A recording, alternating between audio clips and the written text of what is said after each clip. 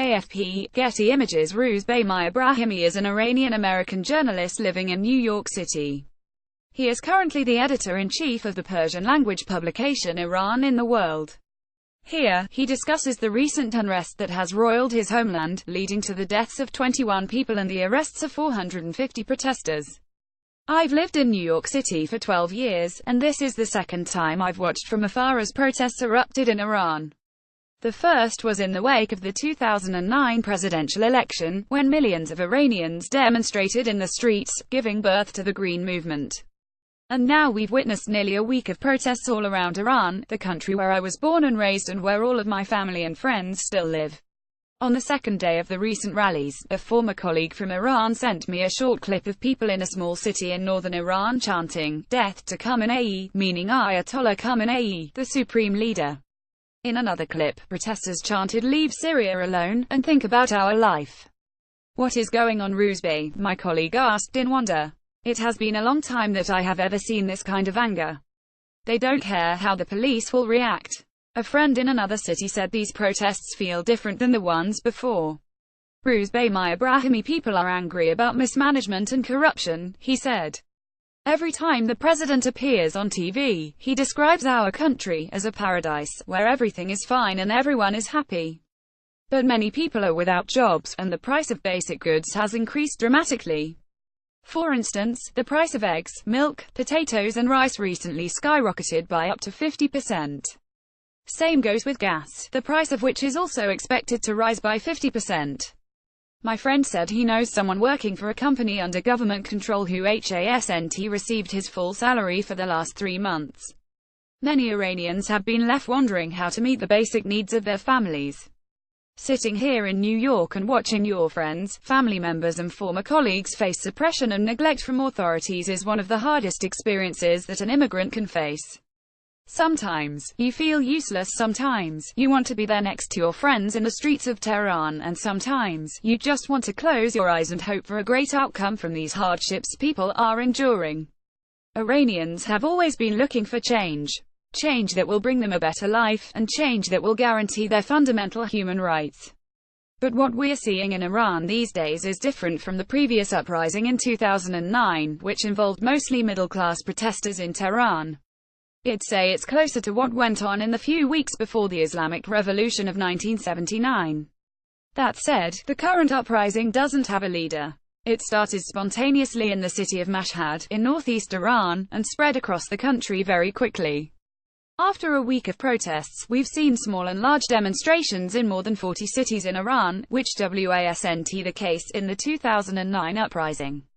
Also, from day one, these protests targeted the regime and the supreme leader who controls Iran. In 2009, it took more than a week before the slogan, "Death to Dictator," was trotted out at demonstrations. There are 3 key things that happened in 2017 that created the situation we're now in. At first, in May 2017, the Iranians elected President Hassan Rouhani to a second term, with 24 million votes. That vote sent a clear message as to what kind of society Iranians want. Rouhani promised more personal freedom and to support women's rights. He also pledged to improve access to social media and cut off the Revolutionary Guard Corps, an agency that's loyal to the supreme leader and not the nation, from the country's economy. But when the president chose his new cabinet over the summer, he didn't meet his supporters' expectations, especially when he didn't make any women ministers, as he had promised. Rouhani's actions over the summer and fall let down his supporters, and it soon became evident people felt betrayed. Then, just a few weeks ago, the government published a budget proposal for the new year. It was the first time the public paid attention to the details of the country's budget, and it became a major topic in domestic discourse, as Iranians publicly debated it on social media. Citizens were fuming that a large chunk of the budget was going to organizations and charities that don't benefit the public and are mostly under the control of religious entities and the supreme leader's office. Meanwhile, most of the population is suffering from unemployment, inflation and rising living costs. Young people, especially, are suffering. On Monday, an Iranian official admitted that more than 90% of people who have been arrested in this uprising are under 25 years old and don't have a criminal record.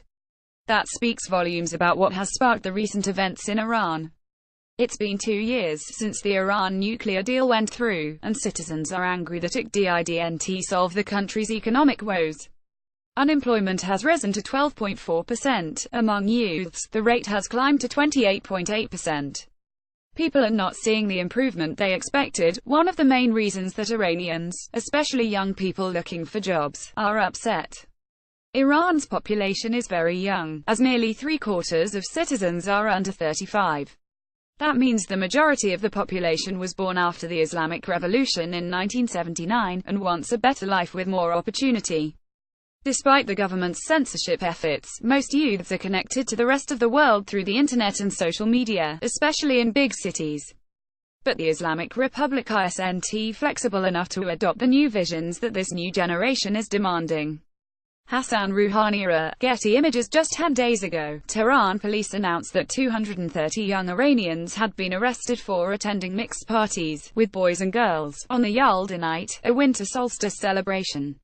As a young Iranian, you might not have a job, or hope of getting one, and at the same time, you're nervous about the morality police. Of course, if you see a chance to demonstrate your frustration and anger, you will do it. This week, a friend in Iran asked for help finding a virtual private network he could use to access the popular messaging app Telegram, which the government blocked after the protests erupted. He was looking for information about where a protest was to take place the next day. This is yet another example of the Iranian government taking the wrong approach to its people's dissatisfaction. Instead of working to solve the country's problems, they choose to filter the internet and block social media applications. Instead of protecting the right to protest, they use tear gas and bullets to suppress peaceful gatherings. Iran was among the first countries in the Middle East to use the internet and social media as a way to circulate news. That's because people don't trust state-run TV channels and government news agencies. The Iranian regime, like every other authoritarian regime, hates free access to information. But Iranian citizens are always hungry for more information. They recognize that technology and social media give average citizens a voice. It doesn't matter where you live, when you have access to the internet and other communication tools, you learn more and can become more powerful. This isn't the first time that Iranians have raised their voices and loudly demanded their fundamental rights. It won't be the last time, either. But I'm hopeful that, at the end of the day, those who know their rights and are willing to scream loudly for them will create change.